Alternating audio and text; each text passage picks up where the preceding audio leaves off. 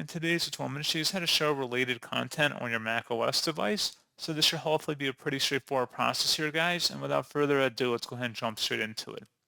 So all you have to do is select the Apple icon up in the menu bar and then select System Settings. On the left panel, you want to select where it says Spotlight.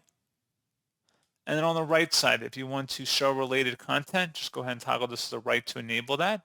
Allow content from Apple partners to be shown when searching or when looking for up text or objects and photos. And that's pretty much it. So pretty straightforward process, guys. And as always, thank you for watching. I do hope I was able to help you out, and I do look forward to catching you all in the next tutorial. Goodbye.